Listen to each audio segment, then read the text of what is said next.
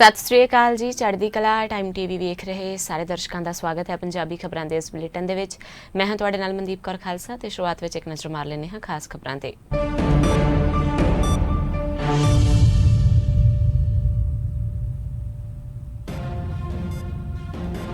ਦੇਸ਼ ਵਿੱਚ ਮਹਾਮਾਰੀ ਦੇ ਮਾਮਲਿਆਂ 'ਚ ਵਾਧਾ ਜਾਰੀ। ਪਿਛਲੇ 24 ਘੰਟਿਆਂ ਵਿੱਚ 78,512 ਨਵੇਂ ਮਾਮਲੇ ਆਏ ਸਾਹਮਣੇ। ਮਰੀਜ਼ਾਂ ਦਾ ਕੁੱਲ ਅੰਕੜਾ 36,21,000 ਤੋਂ ਪਾਰ।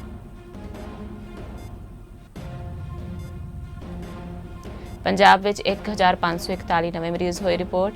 ਮਹਾਮਾਰੀ ਕਾਰਨ ਹੁਣ ਤੱਕ 53,992 ਲੋਕ ਪੋਜ਼ਿਟਿਵ, 37,027 ਮਰੀਜ਼ ਹੋਏ ਠੀਕ।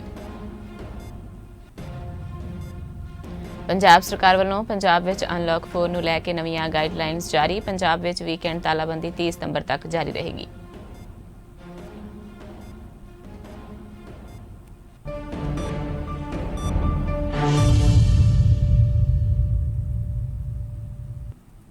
ਤੇ ਖਬਰਾਂ ਦੀ ਸ਼ੁਰੂਆਤ ਕਰ ਲੈਂਦੇ ਹਾਂ।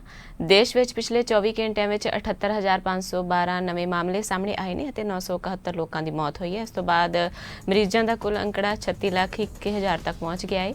ਇਹਨਾਂ ਵਿੱਚੋਂ 64,469 ਲੋਕਾਂ ਦੀ ਮੌਤ ਹੋ ਚੁੱਕੀ ਹੈ। ਐਕਟਿਵ ਕੇਸਾਂ ਦੀ ਗਿਣਤੀ 7,81,000 ਹੋ ਗਈ ਹੈ ਅਤੇ 27,74,000 ਲੋਕ ਠੀਕ ਹੋ ਚੁੱਕੇ ਨੇ।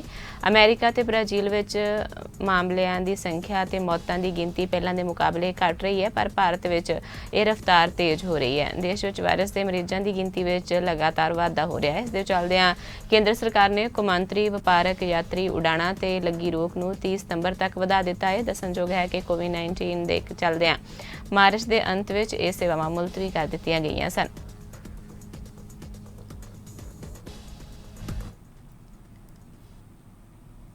पंजाब विच 1,541 नवे कोरोना मरीज रिपोर्ट हुए हैं। इस दे नाल पंजाब विच हुण तक 53,992 लोग पॉजिटिव पाए गए हैं।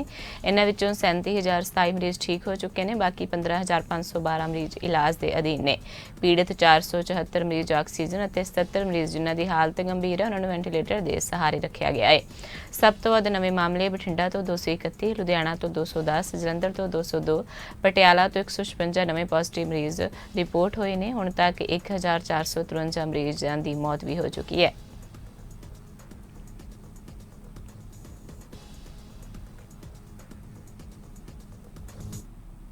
सुनाम तो विधायक अमन अरोड़ा महामारी की लपेट में आ गए हैं। सिविल हस्पताल सुनाम के SMO डॉक्टर संजय कामरा ने इसकी पुष्टि करदियां कहा है कि आम आदमी पार्टी के विधायक अमन अरोड़ा की रिपोर्ट पॉजिटिव आ गई है। अमन अरोड़ा ने कहा है कि उन्होंने संपर्क में आने वाले लोग आपो अपना महामारी का टैसट जरूर करवा लैण।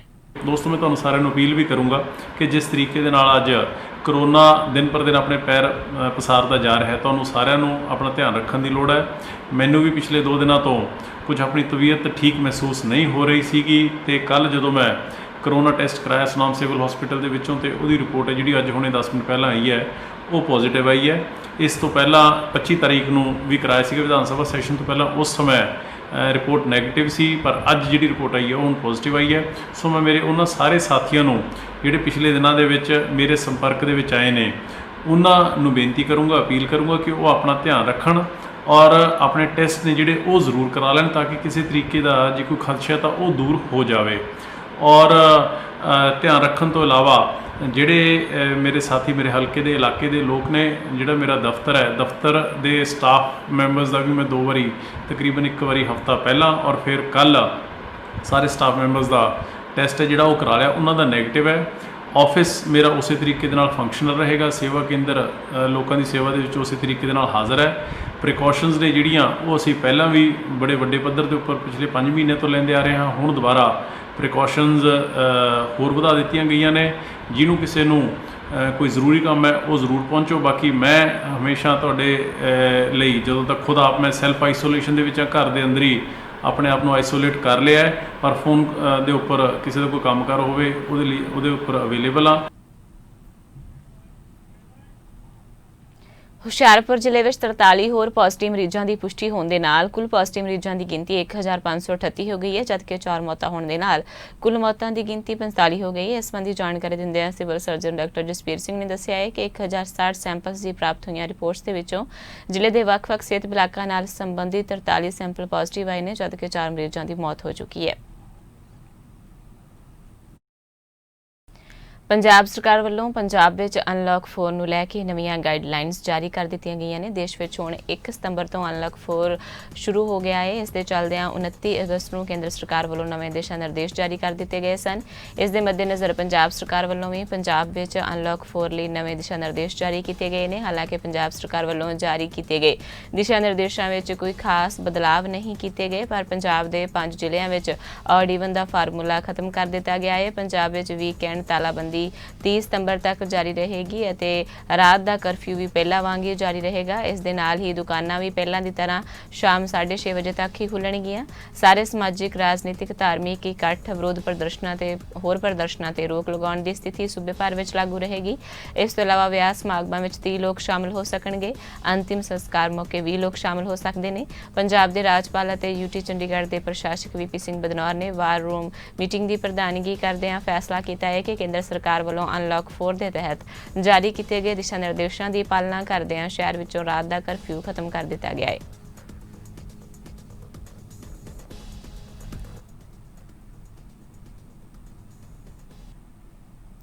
ਸਾਬਕਾ ਰਾਸ਼ਟਰਪਤੀ ਪ੍ਰਣਬ ਮੁਖਰਜੀ ਇਸ ਦੁਨੀਆ ਵਿੱਚ ਨਹੀਂ ਰਹੇ। 84 ਸਾਲ ਦੀ ਉਮਰ ਵਿੱਚ ਉਹਨਾਂ ਦਾ ਦੇਹਾਂਤ ਹੋ ਗਿਆ ਹੈ। ਉਹਨਾਂ ਦੀ ਸਿਹਤ ਕਾਫੀ ਵਿਗੜ ਗਈ ਸੀ। ਉਹ ਪਿਛਲੇ ਕਾਫੀ ਲੰਮੇ ਸਮੇਂ ਤੋਂ ਬਿਮਾਰ ਸਨ। ਹਸਪਤਾਲ ਦੇ ਮੁਤਾਬਕ ਬੀਤੇ ਦਿਨ ਸਵੇਰੇ ਪ੍ਰਣਬ ਮੁਖਰਜੀ ਦੀ ਹਾਲਤ ਵਿਗੜੀ। ਫੇਫੜਿਆਂ ਦੇ ਇਨਫੈਕਸ਼ਨ ਦੇ ਕਾਰਨ ਉਹਨਾਂ ਦੀ ਤਕਲੀਫ ਵੀ ਵਧੀ।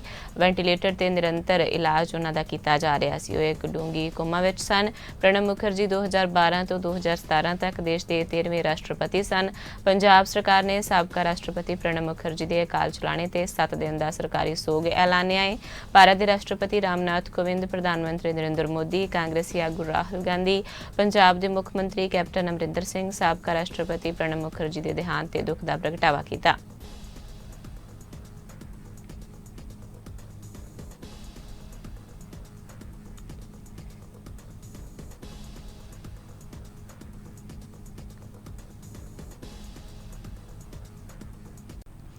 ਰਾਏਕੋਟ ਵਿਖੇ SDM ਡਾਕਟਰ ਹਿਮਾਂਸ਼ੂ ਗੁਪਤਾ ਵੱਲੋਂ ਵੱਖ-ਵੱਖ ਸਰਕਾਰੀ ਅਧਿਕਾਰੀਆਂ, ਕਰਮਚਾਰੀਆਂ ਤੇ ਸੈਕਟਰ ਅਫਸਰਾਂ ਦੇ ਨਾਲ ਇੱਕ ਜ਼ਰੂਰੀ ਮੀਟਿੰਗ ਕੀਤੀ ਗਈ। ਇਸ ਦੌਰਾਨ ਉਹਨਾਂ ਸਰਕਾਰ ਦੇ ਆਦੇਸ਼ਾਂ ਦੇ ਤਹਿਤ ਤਹਿਸੀਲ ਰਾਏਕੋਟ ਵਿੱਚ ਕੋਰੋਨਾ ਵਾਇਰਸ ਸੰਬੰਧੀ ਸੈਂਪਲਿੰਗ ਵਧਾਉਣ ਤੇ ਜ਼ੋਰ ਦੇਣ ਦੇ ਲਈ ਸਖਤ ਦਿਸ਼ਾ ਨਿਰਦੇਸ਼ ਵੀ ਦਿੱਤੇ। ਉੱਥੇ ਹੀ COVID-19 ਸੰਬੰਧੀ ਫੈਲੀਆਂ ਅਫਵਾਹਾਂ ਤੋਂ ਲੋਕਾਂ ਨੂੰ ਸੁਚੇਤ ਅਤੇ ਜਾਗਰੂਕ ਕਰਨ ਸੰਬੰਧੀ ਜ਼ਿੰਮੇਵਾਰੀ ਵੀ ਸਰਕਾਰੀ ਅਧਿਕਾਰੀਆਂ ਨੂੰ ਸੌਂਪੀ। ਮੀਟਿੰਗ ਦੌਰਾਨ SDM ਡਾਕਟਰ ਗੁਪਤਾ ਨੇ ਸਪਸ਼ਟ ਸ਼ਬਦਾਂ ਵਿੱਚ ਅਧਿਕਾਰੀਆਂ ਨੂੰ ਕਿਹਾ ਕਿ ਸਰਕਾਰ ਵੱਲੋਂ COVID-19 ਸੰਬੰਧੀ ਜਾਰੀ ਦਿਸ਼ਾ ਨਿਰਦੇਸ਼ਾਂ ਦੀ ਗੰਭੀਰਤਾ ਨਾਲ ਪਾਲਣਾ ਕੀਤੀ ਜਾਵੇ ਤੇ ਲੋਕਾਂ ਨੂੰ ਕੋਰੋਨਾ ਟੈਸਟ ਪ੍ਰਤੀ ਜਾਗਰੂਕ ਕੀਤਾ ਜਾਵੇ।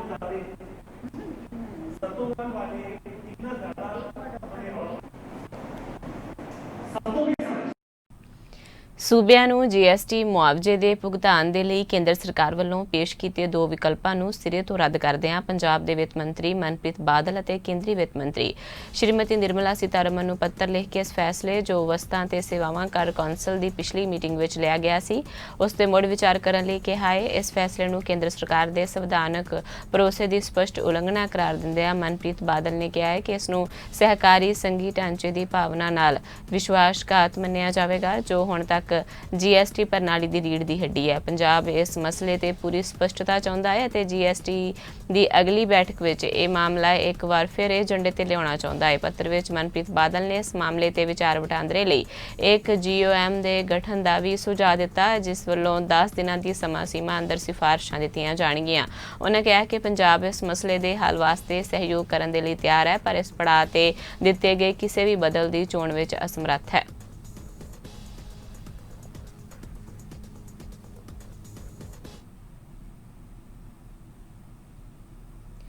ਬਹੁ ਕਰੋੜੀ ਸਕਾਲਰਸ਼ਿਪ ਦਾ ਘੁਟਾਲਾ ਹੁਣ ਸੂਬੇ ਵਿੱਚ ਜ਼ੋਰ ਫੜਦਾ ਜਾ ਰਿਹਾ ਹੈ। ਇਸ ਮਾਮਲੇ ਤੇ ਕੇਂਦਰੀ ਕੈਬਨਿਟ ਮੰਤਰੀ ਥਾਵਰ ਚੰਦ ਗਹਿਲੋਤ ਨੇ ਵਿਭਾਗੀ ਜਾਂਚ ਦੇ ਆਦੇਸ਼ ਦਿੱਤੇ ਨੇ। ਇਸ ਗੱਲ ਦਾ ਖੁਲਾਸਾ ਕੇਂਦਰੀ ਰਾਜ ਮੰਤਰੀ ਸੋਮ ਪ੍ਰਕਾਸ਼ ਨੇ ਕੀਤਾ ਹੈ। ਉਹਨਾਂ ਕਿਹਾ ਹੈ ਕਿ ਉਹਨਾਂ ਨੇ ਇਸ ਬਾਬਤ ਜਾਂਚ ਦੀ ਮੰਗ ਕਰਦਿਆਂ ਕੇਂਦਰੀ ਮੰਤਰੀ ਸਮੇਤ ਪੰਜਾਬ ਦੇ ਮੁੱਖ ਮੰਤਰੀ ਕੈਪਟਨ ਅਮਰਿੰਦਰ ਸਿੰਘ ਨੂੰ ਪੱਤਰ ਲਿਖਿਆ ਸੀ ਜਿਸ ਦੇ ਆਧਾਰ ਤੇ ਕੇਂਦਰੀ ਮੰਤਰੀ ਨੇ 2 ਸੰਯੁਕਤ ਸਕੱਤਰ ਪੱਧਰ ਦੇ 2 ਅਧਿਕਾਰੀਆਂ ਨੂੰ ਵਿਭਾਗੀ ਜਾਂਚ ਦੇ ਆਦੇਸ਼ ਦੇ ਦਿੱਤੇ ਨੇ।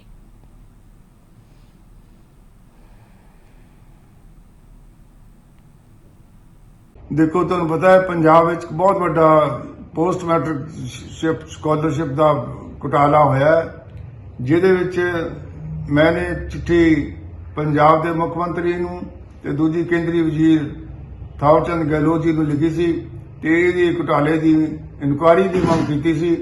ਅੱਜ ਮੈਨੂੰ ਉਹਨਾਂ ਨੇ ਦੱਸਿਆ ਕਿ ਉਹਨਾਂ ਨੇ 2 ਸੀਨੀਅਰ ਅਧਿਕਾਰੀਆਂ ਦੀ ਡਿਊਟੀ ਲਗਾਈ ਹੈ ਕਿ ਉਹ ਜਿਹੜੀ report additional chief secretary Punjab ਨੇ ਚੀਫ ਸੈਕਟਰੀ ਨੂੰ ਭੇਜੀ ਹੈ ਉਹਨੂੰ ਸਟੱਡੀ ਕਰਕੇ ਉਹ ਤੇ ਰਿਪੋਰਟ ਦੇਣ ਤਾਂ ਕਿ ਇਹ ਤੇ ਸਖਤ ਤੋਂ ਸਖਤ ਕਾਰਵਾਈ ਕੀਤੀ ਜਾ ਸਕੇ। ਔਰ ਉਹਨਾਂ ਮੈਨੂੰ ਯਕੀਨ ਦਿਲਾਇਆ ਕਿ ਕੇਂਦਰ ਸਰਕਾਰ ਬੜੀ ਗੰਭੀਰਤਾ ਨਾਲ ਇਸ ਮਸਲੇ ਨੂੰ ਘੋਖੇਗੀ ਔਰ ਸਖਤ ਤੋਂ ਸਖਤ ਫੈਸਲਾ ਕਰਕੇ ਜਿਹੜੀ ਰਿਪੋਰਟ ਬਣੇਗੀ ਉਹ ਤੇ ਫੈਸਲਾ ਕੀਤਾ ਜਾਏਗਾ ਔਰ ਸਖਤ ਕਾਰਵਾਈ ਕੀਤੀ ਜਾਵੇਗੀ। ਦਿੱਲੀ ਸਿੱਖ ਗੁਰਦੁਆਰਾ ਪ੍ਰਬੰਧਕ ਕਮੇਟੀ ਨੇ ਗੁਰਦੁਆਰਾ ਸ੍ਰੀ ਬੰਗਲਾ ਸਾਹਿਬ ਕੰਪਲੈਕਸ ਵਿੱਚ ਬਾਲਾ ਪ੍ਰੀਤਮ ਦਵਾਖਾਨੇ ਦੀ ਸ਼ੁਰੂਆਤ ਕੀਤੀ, ਜਿੱਥੇ ਸੰਗਤ ਨੂੰ ਬਾਜ਼ਾਰ ਨਾਲੋਂ ਬੇਹੱਦ ਸਸਤੀਆਂ ਦਰਾਂ ਤੇ ਦਵਾਈਆਂ ਮਿਲ ਰਹੀਆਂ ਨੇ। ਇਸ ਦਵਾਖਾਨੇ ਵਿੱਚ ਵੱਡੀ ਗਿਣਤੀ ਵਿੱਚ ਲੋਕ ਸਸਤੀਆਂ ਦਵਾਈਆਂ ਦਾ ਲਾਹਾ ਲੈ ਰਹੇ ਨੇ। ਕਮੇਟੀ ਪ੍ਰਧਾਨ ਮਨਜਿੰਦਰ ਸਿੰਘ ਸਿਰਸਾ ਨੇ ਕਿਹਾ ਹੈ ਕਿ ਹੋਰ ਗੁਰਧਾਮਾਂ ਦੇ ਵਿੱਚ ਵੀ ਇਸ ਨੂੰ ਸ਼ੁਰੂ ਕਰਨਗੇ। वाहिगुरु जी का खालसा वाहिगुरु जी की फतेह। मैं विशेष तौर पर ये वीडियो हिंदी में डाल रहा हूँ ताकि सब तक ये पहुँच पाए। ये गुरुद्वारा बंगला साहब के अंदर बाला प्रीतम दवाखाना है। ये आप देख सकते हैं कि ये जो लाइनें लगी हुई हैं ये सारी दवाई लेने के लिए लोग यहाँ पहुँचे हुए हैं। बहुत दूर दूर तक इसकी लाइनें लगी हुई हैं।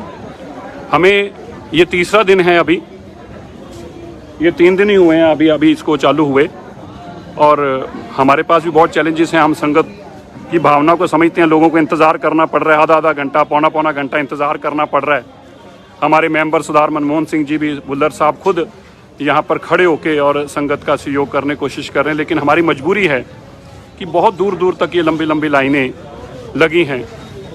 क्योंकि दिल्ली में नहीं बल्कि देश में भी अगर कहीं सबसे सस्ती दवाई मिल रही है तो वो ये जगह है गुरुद्वारा बंगला साहब का बाला प्रीतम दवाखाना। और यही कारण है कि लोग यहाँ से 1-1 घंटे के इंतज़ार में लंबी लाइनें लगा के कतारें आप देख सकते हैं। यहाँ पे हर प्रकार की दवाई, चाहे वो किडनी से रिलेटेड हो, चाहे वो कैंसर से रिलेटेड हो, डायबिटिक हो, हार्ट से रिलेटेड हो, यहाँ कोई सर्जिकल इक्विपमेंट्स हों, जिस तरह की चाहिए होगी। और हम यह भी आपको बता सकते हैं कि केवल सस्ती ही नहीं बल्कि देश में सबसे सस्ती, और जो हमारे नया हम एक तरह का प्रोजेक्ट लेके आए, ये बहुत ही जल्दी पूरे दिल्ली के अलग अलग कोनों में पहुंचेगा। ये हमारा स्टाफ बहुत मशक्क़त से, मेहनत से, तेज़ी से काम में लगे हैं। हालांकि इतनी लंबी लाइनें, उनको संभालना, उनको जल्दी दवाई देनी बहुत बड़ी एक चुनौती है। और ये केवल अभी तीसरा दिन है, अभी 2 दिन हुए हैं और ये तीसरा दिन है। और तीसरे दिन में ही हमें इतनी लंबी लंबी ये कतारें लगानी पड़ रही हैं। मैं आप सबको ये आश्वासन देता हूँ, बहुत जल्दी ही हम इसको और स्ट्रीमलाइन करेंगे और दिल्ली के अलग अलग कोनों में ये मेडिकल स्टोर्स जाएंगे। ਸ਼੍ਰੋਮਣੀ ਗੁਰਦੁਆਰਾ ਪ੍ਰਬੰਧਕ ਕਮੇਟੀ ਵੱਲੋਂ ਸ੍ਰੀ ਗੁਰੂ ਗ੍ਰੰਥ ਸਾਹਿਬ ਦੇ ਸੈਂਕੜੇ ਸਰੂਪਾਂ ਦੀ ਦਸਤੀ ਐਂਟਰੀ ਦਿਖਾ ਕੇ ਗਾਇਬ ਕਰਨ ਦੇ ਮਾਮਲੇ ਵਿੱਚ ਸ਼੍ਰੋਮਣੀ ਅਕਾਲੀ ਦਲ ਦੇ ਪ੍ਰਧਾਨ ਸੁਖਬੀਰ ਸਿੰਘ ਬਾਦਲ ਦੀ ਚੁੱਪੀ ਦੇ ਖਿਲਾਫ ਜਾਗੋ ਪਾਰਟੀ ਉਹਨਾਂ ਦੇ ਦਿੱਲੀ ਨਿਵਾਸ ਤੇ ਸ਼ਾਂਤਮਈ ਰੋਸ ਪ੍ਰਦਰਸ਼ਨ ਕਰੇਗੀ। ਪਾਰਟੀ ਦੇ ਅੰਤਰਰਾਸ਼ਟਰੀ ਪ੍ਰਧਾਨ ਮਨਜੀਤ ਸਿੰਘ ਜੀਕੇ ਦੀ ਅਗਵਾਈ ਵਿੱਚ 2 ਸਤੰਬਰ ਨੂੰ ਸੰਗਤ ਜਪਜੀ ਸਾਹਿਬ ਦਾ ਪਾਠ ਕਰਨ ਤੇ ਬਾਅਦ ਵਿੱਚ ਸੁਖਬੀਰ ਦੀ ਜ਼ਮੀਰ ਨੂੰ ਜਗਾਉਣ ਅਤੇ ਗਾਇਬ ਜਾਂ ਨਸ਼ਟ ਹੋਏ ਸਰੂਪਾਂ ਲਈ ਪਛਤਾਤਾਪ ਦੀ ਅਰਦਾਸ ਕਰੇਗੀ। ਉਪਰੋਕਤ ਪ੍ਰਦਰਸ਼ਨ ਦੀ ਸ਼ੁਰੂਆਤ ਥਾਣਾ ਤੁਗਲਕ ਰੋਡ ਦੇ ਨਜ਼ਦੀਕ ਲੋਕ ਕਲਿਆਣ ਮਾਰਗ ਮੈਟਰੋ ਸਟੇਸ਼ਨ ਤੋਂ ਕਰਨ ਦੀ ਜਾਣਕਾਰੀ ਜੀਕੇ ਨੇ ਪੱਤਰਕਾਰਾਂ ਨਾਲ ਗੱਲਬਾਤ ਕਰਦੇ ਹੋਏ ਦਿੱਤੀ। ਜੀਕੇ ਨੇ ਕਿਹਾ ਹੈ ਕਿ ਅਜੀਬ ਹਾਲਾਤ ਹੈ ਕਿ ਛੋਟੇ-ਛੋਟੇ ਮਸਲੇ ਤੇ ਜਾਂਚ ਕਮੇਟੀ ਬਣਾਉਣਾ ਤੇ ਦੂਸਰਿਆਂ ਦੇ ਖਿਲਾਫ ਸੱਚੀਆਂ ਝੂਠੀਆਂ ਸ਼ਿਕਾਇਤਾਂ ਪੁਲਿਸ ਨੂੰ ਦੇਣ ਵਾਲੇ ਅਕਾਲੀ ਅੱਜ ਗਾਇਬ ਸਰੂਪਾਂ ਦੇ ਮਾਮਲੇ ਵਿੱਚ ਚੁੱਪ ਨੇ। ਜੀ ਚਲੇ ਜਾਏ ਤੇ ਸਾਨੂੰ ਪਛਤਾਤਾਪ ਹੁੰਦਾ ਹੈ। ਸਮਾਂ ਹੋ ਜਾਵੇ ਤੇ ਆਖਦੇ ਆ ਯਾਰ ਕਿਤੇ ਉਹਦਾ ਇਹੀ ਪਤਾ ਲੱਗ ਜਾਵੇ ਜੇ ਉਹ ਮਰ ਗਿਆ ਕਿਤੇ ਉਸਦਾ ਭੋਗ ਪਾ ਦਈਏ। ਇੱਥੇ ਸਾਡਾ ਗੁਰੂ ਚਲੇ ਜਾਵੇ। 453 ਸਰੂਪ ਜਿਹੜੇ ਆਪ ਮੰਨਦੇ ਨੇ ਉਹ ਸਾਡੇ ਚਲੇ ਗਏ। ਉਹ ਕਿਹੜੇ ਕਾਤਲਾਂ ਨੂੰ ਦਿੱਤੇ ਨੇ, ਕਿਹਨਾਂ ਨੇ ਉਹਨਾਂ ਦੇ ਅੰਗਾਂ ਦੀ ਬੇਅਦਬੀ ਕੀਤੀ ਹੈ, ਉਹ ਸਾਨੂੰ ਪਤਾ ਲੱਗਣਾ ਚਾਹੀਦਾ ਹੈ। ਔਰ ਸਾਨੂੰ ਦੱਸਿਆ ਜਾਵੇ ਕਿ ਇੱਕ ਪ੍ਰਿਸਕ੍ਰਾਈਬਡ ਸਿਸਟਮ ਹੈ ਸਰੂਪ ਦੇਣ ਦਾ। ਇਹ ਸਰੂਪ ਕੌਣ ਲੈ ਗਿਆ, ਕਿੱਦਾਂ ਦੇ ਦਿੱਤੇ ਗਏ, ਇਹ ਗੱਡੀ 'ਚ ਗਏ, ਟਰਾਲੀਆਂ 'ਚ ਗਏ, ਇਹ ਬੱਸਾਂ 'ਚ ਗਏ, ਇਹ ਕਿੱਦਾਂ ਗਏ। ਮੈਂ ਸਮਝਦਾ ਵਾਂ ਕਿ ਬਹੁਤ ਵੱਡਾ ਧਰੋਹ ਕਮਾਇਆ ਹੈ ਅਕਾਲੀ ਦਲ ਨੇ। ਅਕਾਲੀ ਦਲ ਨੇ 2013 ਤੋਂ ਲੈ ਕੇ 15 ਤੱਕ ਇਹ ਸਾਰੇ ਸਰੂਪ ਜਿਹੜੇ ਨੇ ਜਿਨ੍ਹਾਂ ਨੂੰ ਇਹ ਕਹਿੰਦੇ ਨੇ ਕਿ ਮਿਸਿੰਗ ਨੇ, ਇਹ ਦਸਤੀ ਦਿੱਤੇ ਗਏ। ਦਸਤੀ ਕੀ ਵਰਡ ਹੁੰਦਾ? ਇਹ ਸਰੂਪ ਤੁਸੀਂ ਆਪ ਡੇਰਿਆਂ ਨੂੰ ਦਿੱਤੇ ਨੇ। ਸਾਡਾ ਪ੍ਰੋਟੈਸਟ ਇਹ ਹੈ ਕਿ ਸਾਨੂੰ ਉਹ ਐਡਰੈਸ ਦੱਸੇ ਜਾਣ, ਉਹ ਕਿੱਥੇ ਨੇ, ਉਹ ਸਰੂਪ ਕਿਹਨਾਂ ਨੂੰ ਦਿੱਤੇ ਨੇ, ਤਾਂ ਕਿ ਅਸੀਂ ਖੁਦ ਜਾ ਕੇ ਹਰੇਕ ਗੁਰੂ ਨਾਨਕ ਨੇ ਨਾਮ ਲੇਵਾ ਇਸ ਵੇਲੇ ਦੁਖੀ ਹੈ, ਇਹ ਸਰੂਪ ਅਸੀਂ ਆਪ ਲੈ ਕੇ ਆਈਏ। ਔਰ ਜੇ ਉਹਨਾਂ ਨੂੰ ਅਗਨ ਭੇਟ ਕਰਨਾ ਹੈ, ਜੇ ਉਹਨਾਂ ਦੀ ਮਰਿਆਦਾ ਅਨੁਸਾਰ ਉਹਨਾਂ ਦੀ ਕਲੋਜ਼ਰ ਕਰਨੀ ਹੈ, ਉਹਦਾ ਵੀ ਇੱਕ ਸਿਸਟਮ ਹੈ ਸਾਡੀ ਮਰਿਆਦਾ 'ਚ, ਉਸ ਨੂੰ ਕੀਤਾ ਜਾਵੇ। ਔਰ ਸਾਡੀ ਡਿਮਾਂਡ ਹੈ ਕਿ ਇਹ ਹਰੇਕ ਸਿੱਖ 302 ਦਾ ਪਰਚਾ ਕਰਾਵੇ। SGPC ਜਿਹੜੀ ਹੈ ਉਹ ਜਨਤਕ ਕਰਿਓ ਉਸ ਰਿਪੋਰਟ ਨੂੰ ਜਿਹੜੀ ਜਥੇਦਾਰ ਅਕਾਲ ਤਖਤ ਨੇ ਦਿੱਤੀ ਆਪਣੀ ਵੈਬਸਾਈਟ ਦੇ ਉੱਤੇ। ਔਰ ਅਸੀਂ ਚਾਹਾਂਗੇ ਕਿ ਅਗਰ ਇਹ ਨਹੀਂ ਕਰਦੇ, ਕਿਉਂਕਿ ਲਿਫਾਫੇ 'ਚੋਂ ਪ੍ਰਧਾਨ ਨਿਕਲਦੇ ਨੇ ਬਾਦਲ ਸਾਹਿਬ ਦੀ ਕੋਠੀ ਤੇ ਅਸੀਂ 2 ਸਤੰਬਰ ਨੂੰ ਧਰਨਾ ਮਾਰਨ ਜਾ ਰਹੇ ਹਾਂ, ਜਿਹਦੇ 'ਚ ਅਸੀਂ ਕੋਈ ਹੁਲੜਬਾਜ਼ੀ ਨਹੀਂ, ਨਾਅਰੇਬਾਜ਼ੀ ਨਹੀਂ। ਜਪਜੀ ਸਾਹਿਬ ਦਾ ਪਾਠ ਹੋਏਗਾ ਔਰ ਜਪਜੀ ਸਾਹਿਬ ਦੇ ਪਾਠ ਤੋਂ ਬਾਅਦ ਅਸੀਂ ਉੱਥੇ ਅਰਦਾਸ ਕਰਾਂਗੇ ਤਾਂ ਕਿ ਇਹਨਾਂ ਦਾ ਜ਼ਮੀਰ ਜਾਗ ਜਾਵੇ। ਇਹ ਦੱਸਣ ਦੇ ਸਰੂਪ ਗਏ ਕਿੱਥੇ ਨੇ, ਮੈਂ ਸਮਝਦਾ ਵਾਂ ਇਹ ਸਾਨੂੰ ਪਤਾ ਲੱਗਣਾ ਚਾਹੀਦਾ। ਰਾਏਕੋਟ ਵਿਖੇ ਐਸਡੀਐਮ ਦਫ਼ਤਰ ਵਿੱਚ ASHA worker facilitator union Punjab block Raikot ਦੀ ਅਗਵਾਈ ਹੇਠ ਵਰਕਰਾਂ ਨੇ ਸਰਬਜੀਤ ਕੌਰ ਪ੍ਰਧਾਨ, ਆਸ਼ਾ ਵਰਕਰ ਲੁਧਿਆਣਾ ਤੇ ਸਿਟੂ ਦੇ ਸੂਬਾਈ ਆਗੂਆਂ ਦੀ ਅਗਵਾਈ ਵਿੱਚ ਧਰਨਾ ਲਾ ਕੇ ਸੋਸ਼ਲ ਮੀਡੀਆ ਤੇ ਆਸ਼ਾ ਵਰਕਰਾਂ ਖਿਲਾਫ ਕੂੜ ਪ੍ਰਚਾਰ ਕਰਨ ਵਾਲਿਆਂ ਵਿਰੁੱਧ ਸਖਤ ਕਾਰਵਾਈ ਦੀ ਮੰਗ ਕੀਤੀ ਅਤੇ ਇਸ ਸੰਬੰਧ ਵਿੱਚ ਐਸਡੀਐਮ ਰਾਏਕੋਟ ਨੂੰ ਮੰਗ ਪੱਤਰ ਵੀ ਦਿੱਤਾ ਗਿਆ। ਉਹਨਾਂ ਕਿਹਾ ਕਿ ਅਫਵਾਹਾਂ ਦੇ ਚੱਲਦੇ ਫੀਲਡ ਵਿੱਚ ਆਸ਼ਾ ਵਰਕਰਾਂ ਦਾ ਅਕਸ ਖਰਾਬ ਹੋ ਰਿਹਾ ਹੈ ਤੇ ਉਹਨਾਂ ਨੂੰ ਫੀਲਡ ਵਿੱਚ ਕੰਮ ਕਰਦੇ ਹੋਏ ਲੋਕਾਂ ਦੇ ਵਿਰੋਧ ਦਾ ਸਾਹਮਣਾ ਕਰਨਾ ਪੈ ਰਿਹਾ ਹੈ।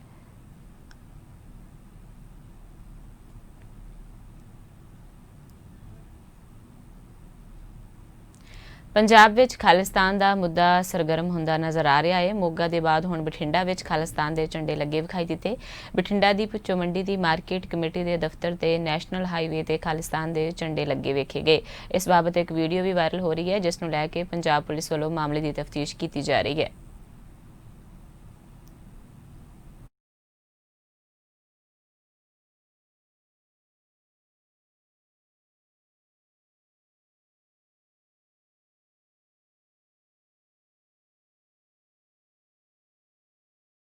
हाँ ਉਹਦੇ 'ਚ ਜਿਹੜਾ ਵਾਇਰਲ ਹੋਇਆ ਅਸੀਂ ਦੇਖ ਰਹੇ ਹਾਂ, ਵੈਰੀਫਾਈ ਕਰਾਉਣ ਵਾਸਤੇ ਸਾਡੇ ਐਸਐਚਓ ਵੀ ਲੱਗਾ ਹੋਇਆ ਉੱਥੇ, ਬਾਕੀ ਚੌਕੀ ਇੰਚਾਰਜ ਵੀ ਲੱਗਾ, ਹੋਰ ਵੀ ਕਈ ਟੀਮਾਂ ਦੇਖ ਰਹੀਆਂ ਵੀ ਇਹ 'ਚ ਸੱਚਾਈ ਕੀ ਹੈ ਤੇ ਜਿਸ ਤਰ੍ਹਾਂ ਦਾ ਵੀ ਹੋਇਆ ਉਸ ਤਰ੍ਹਾਂ ਦੀ ਅਸੀਂ ਕਾਰਵਾਈ ਕਰਾਂਗੇ। ਸਰ ਕੋਈ ਸੀਸੀਟੀਵੀ ਫੁਟੇਜ ਕਬਜ਼ੇ 'ਚ ਲਿੱਤੀ ਹੋਵੇ, ਕੋਈ ਕੋਸ਼ਿਸ਼ ਕਰ ਰਹੀ ਹੈ? ਚੱਲ ਰਿਹਾ, ਤੁਹਾਨੂੰ ਦੱਸਿਆ ਨਾ ਮੈਂ ਵੀ ਇਹਦੇ ਵਿੱਚ ਸਾਡੇ ਅਲੱਗ-ਅਲੱਗ ਟੈਕਨੀਕਲ ਸਟਾਫ ਵੀ ਤੇ ਸਾਡੇ ਆਪਣਾ ਡਿਪਾਰਟਮੈਂਟ ਦੇ ਜਿਹੜੇ ਹੋਰ ਸੀਆਈਡੀ ਵਿੰਗ ਵੀ ਸਾਡਾ ਸਾਰਾ ਵੈਰੀਫਾਈ ਕਰ ਰਿਹਾ ਵੀ ਇਹਦੀ ਸੱਚਾਈ ਕਿੰਨੀ ਹੈ।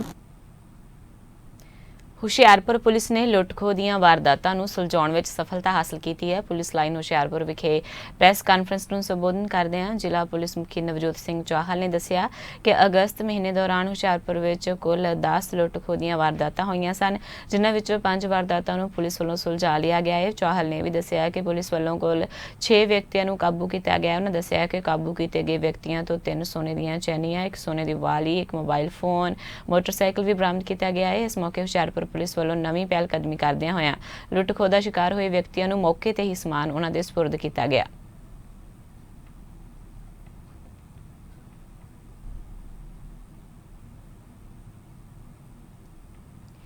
ਪਿਛਲੇ ਕਈ ਦਿਨਾਂ ਤੋਂ ਹਲਕਾ ਮੱਲਾਵਾਲਾ ਵਿੱਚ ਲੁੱਟਾਂ ਖੋਹਾਂ ਕਰਨ ਵਾਲਾ ਗਰੋਹ ਪੁਲਿਸ ਦੀ ਸਿਰਦਰਦੀ ਬਣਿਆ ਹੋਇਆ ਸੀ, ਜਿਸ ਦੇ ਚੱਲਦੇ ਬੀਤੀ ਸ਼ਾਮ ਪੁਲਿਸ ਨੂੰ ਇੱਕ ਗੁਪਤ ਇਨਫੋਰਮੇਸ਼ਨ ਮਿਲੀ ਸੀ ਕਿ ਗਰੋਹ ਦੇ 2 ਮੈਂਬਰ ਪਿੰਡ ਆਸਫਵਾਲਾ ਵਿੱਚ ਕਿਸੇ ਵਾਰਦਾਤ ਨੂੰ ਅੰਜਾਮ ਦੇਣ ਲਈ ਤਿਆਰੀ ਕਰ ਰਹੇ ਨੇ। ਮਿਲੀ ਇਤਲਾਹ ਤੇ ਪੁਲਿਸ ਨੇ ਪਿੰਡ ਆਸਫਵਾਲਾ ਵਿੱਚ ਰੇਡ ਕਰਕੇ ਦੋਵਾਂ ਦੋਸ਼ੀਆਂ ਨੂੰ ਹਥਿਆਰਾਂ ਸਮੇਤ ਕਾਬੂ ਕੀਤਾ। ਫੜੇ ਗਏ ਦੋਸ਼ੀਆਂ ਪਾਸੋਂ 2 ਦੇਸੀ ਰਿਵਾਲਵਰ, 7 ਜਿੰਦਾ ਕਾਰਤੂਸ ਬਰਾਮਦ ਹੋਏ ਨੇ। ਐਸਐਚਓ ਮੱਲਾਵਾਲਾ ਨੇ ਦੱਸਿਆ ਕਿ ਫੜੇ ਗਏ ਦੋਸ਼ੀਆਂ ਦੇ ਕੋਲੋਂ ਪੁੱਛਗਿੱਛ ਜਾਰੀ ਹੈ ਤੇ ਇਹਨਾਂ ਦੇ ਬਾਕੀ ਸਾਥੀਆਂ ਦੇ ਨਾਲ-ਨਾਲ ਹੋਰ ਬਰਾਮਦਗੀ ਵੀ ਹੋ ਸਕਦੀ। ਇਸ ਦੀ ਬਾਅਦ ਵਿੱਚ ਜਾਣਕਾਰੀ ਦਿੱਤੀ ਜਾਵੇਗੀ। ਪੁਲਿਸ ਨੇ ਫੜੇ ਦੋਸ਼ੀਆਂ ਖਿਲਾਫ ਮਾਮਲਾ ਦਰਜ ਕਰ ਲਿਆ ਹੈ।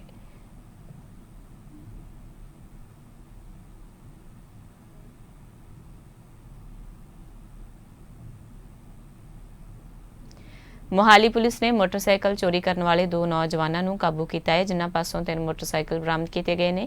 ਪੁਲਿਸ ਅਧਿਕਾਰੀਆਂ ਦੇ ਮੁਤਾਬਕ ਨਾਕੇਬੰਦੀ ਦੌਰਾਨ ਦੋਵਾਂ ਨੂੰ ਰੋਕਿਆ ਗਿਆ ਸੀ ਤੇ ਇਸ ਦੌਰਾਨ ਉਹਨਾਂ ਨੂੰ ਸ਼ੱਕ ਹੋਇਆ ਤਾਂ ਦੋਵਾਂ ਤੋਂ ਪੁੱਛ ਪੜਤਾਲ ਕੀਤੀ ਗਈ, ਜਿਸ ਦੌਰਾਨ ਖੁਲਾਸਾ ਹੋਇਆ ਤੇ ਪੁਲਿਸ ਨੇ ਦੋਵਾਂ ਨੂੰ ਗ੍ਰਿਫਤਾਰ ਕਰ ਲਿਆ।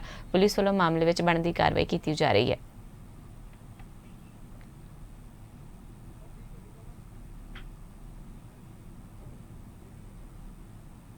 ਜਗਰਾਓਂ ਪੁਲਿਸ ਨੇ 3 ਕੁਇੰਟਲ ਤੋਂ ਵੱਧ ਚੂਰਾ ਪੋਸਤ ਬਰਾਮਦ ਕੀਤਾ ਹੈ। ਇਸ ਮਾਮਲੇ ਵਿੱਚ ਪੁਲਿਸ ਨੇ 3 ਮੁਲਜ਼ਮਾਂ ਨੂੰ ਵੀ ਕਾਬੂ ਕੀਤਾ ਹੈ, ਜੋ ਟਰੱਕ ਵਿੱਚ ਭੁੱਕੀ ਚੂਰਾ ਪੋਸਤ ਦੀ ਤਸਕਰੀ ਕਰਨ ਜਾ ਰਹੇ ਸਨ। ਪੁਲਿਸ ਅਧਿਕਾਰੀਆਂ ਨੇ ਦੱਸਿਆ ਹੈ ਕਿ ਮੁਲਜ਼ਮ ਪਿਆਜ਼ਾਂ ਦੀਆਂ ਬੋਰੀਆਂ ਵਿੱਚ ਚੂਰਾ ਪੋਸਤ ਲੁਕਾ ਕੇ ਲਿਜਾ ਰਹੇ ਸਨ, ਜਿਨ੍ਹਾਂ ਨੂੰ ਮੁਖਬਰੀ ਦੇ ਆਧਾਰ ਤੇ ਕਾਬੂ ਕੀਤਾ ਗਿਆ ਹੈ।